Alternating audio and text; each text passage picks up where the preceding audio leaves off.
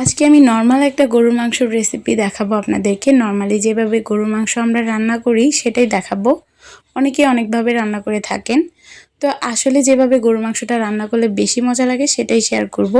যেহেতু সামনে কুরবানির ঈদ, আর অনেকে আছেন একদম নতুন যারা রান্নাবান্না পারেন না, তাদের জন্য অনেক উপকারে আসবে। তো চলুন দেখে নিই আজকের এই রেসিপিটা। তো গরুর মাংস রান্না করার জন্য এখানে নিয়ে নিলাম 1 কেজি গরুর মাংস। মাংসটাকে আমি আগে থেকে কেটে নিয়েছি। এখানে হাড়, চর্বি, মাংস সব কিছুই আছে। এটাকে কেটে ভালো করে ধুয়ে নিয়েছি। এবার আমি এটার মধ্যে বাকি যে মশলাগুলি আছে সেগুলি দিয়ে দিব।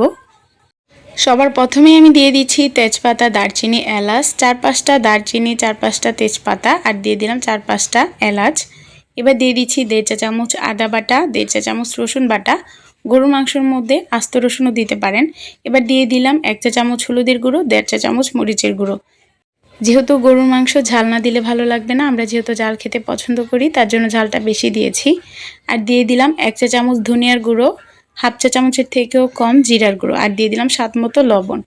এবার এটার মধ্যে দিয়ে দিচ্ছি সরিষার তেল, আপনারা চাইলে সয়াবিন তেলও ব্যবহার করতে পারেন। এবার আমি ভালো করে হাতের সাহায্যে মেখে নিচ্ছি। গরুর মাংসটাকে এরকমভাবে মাখাতে হবে যাতে করে বোঝা যায় এই মাখানোর মধ্যেই অর্ধেকটা গরুর মাংস রান্না শেষ। তো আমি খুব ভালো করে মাখিয়ে নিয়েছি। এ পর্যায়ে খুব সুন্দর একটা স্মেল বের হচ্ছিল।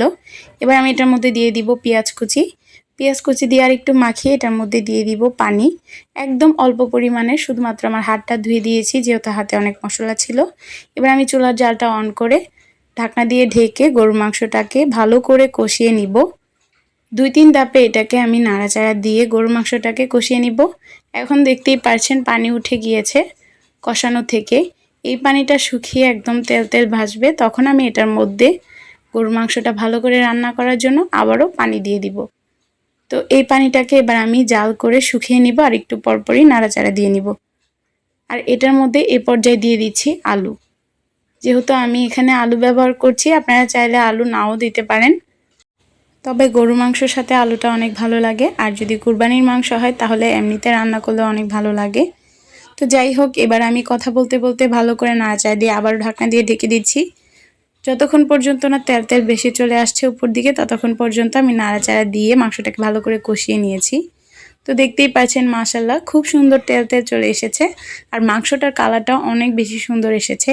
এবার আমি এটার মধ্যে দিয়ে দিব পানি।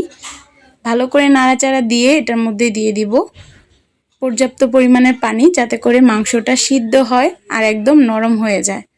গরুর মাংসের মধ্যে পানি দিয়ে অনেকক্ষণ চুলার মধ্যে জাল দিলে গরুর মাংসটা খেতে অনেক ভালো লাগে, আর মাংসটাও একদম নরম নরম হয়ে যায়। তো দেখতেই পারলেন এটার মধ্যে দিয়ে দিলাম পর্যাপ্ত পরিমাণের পানি, দিয়ে ভালো করে ঢেকে দিব। নাড়াচাড়া দিয়ে ফিরে আসবো কিছুক্ষণ পর পানিটা বলক চলে এসেছে। বারবার পানি বলছি, ঝোলটা বলক চলে এসেছে। তো তারপর আবার আমি নাড়াচাড়া দিয়ে দেখতেই পারলেন এই ঝোলটাকে অনেকটাই কমিয়ে নিয়েছি।